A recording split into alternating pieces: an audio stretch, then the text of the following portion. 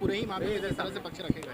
देखिए, आज उच्च न्यायालय इंदौर के डबल बेंच के समक्ष भोजशाला के मामले में सुनवाई निर्धारित थी, जिसमें आज सुनवाई करते हुए डबल बेंच में समक्ष कुछ पक्षों को कॉपी नहीं रिसीव हुई थी।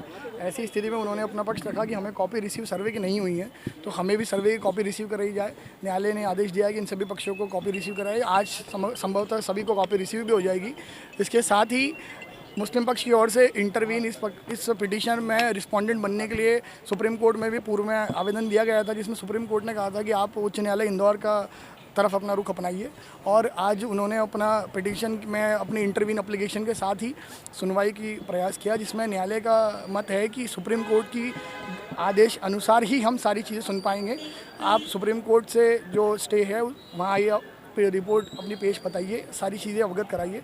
वहाँ के आदेश के बाद हम किसी भी पक्ष को सुनने में समर्थ रहेंगे। लेकिन कोर्ट में काफ़ी देर बहस हुई, काफ़ी तर्क रखे गए आप लोगों के द्वारा, लेकिन कोर्ट का क्या कहना था? चूँकि आज सुनवाई होनी थी, आदेश निकलने थे जो एसआई की रिपोर्ट पर थे। देखिए, आज रिपोर्ट क्योंकि 15 तारीख को रिपोर्ट पेश हुई है, आज न्यायालय के समक्ष तारीख थी, आज ऑन रिकॉर्ड वो रिपोर्ट न्यायालय के समक्ष आई है।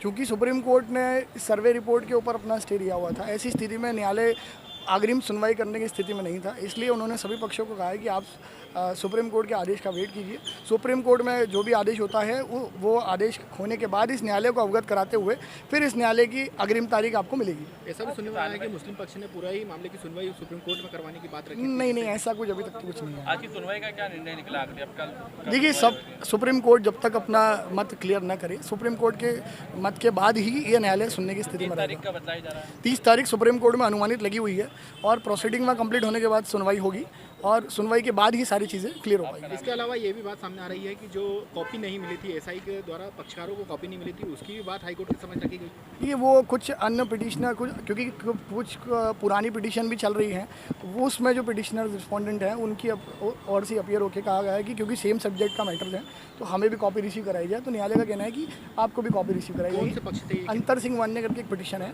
उसमें सीनियर एडवोकेट अपीयर हुए थे और उनकी ओर से कॉपी रिसीव कराई। कलाम मुल्ला को लेकर सलमान खुर्शीद ने भी तर्क रखे थे कि मस्जिद को लेकर, वो उसी लिए आए थे इंटरवीन के लिए, पर उन्होंने न्यायालय का मत है अभी स्पष्ट है कि सुप्रीम कोर्ट के आदेश के बाद ही सुनवाई की जाएगी। आपका नाम? शिरीष दुबे, हिंदू पक्ष की ओर से अधिवक्ता।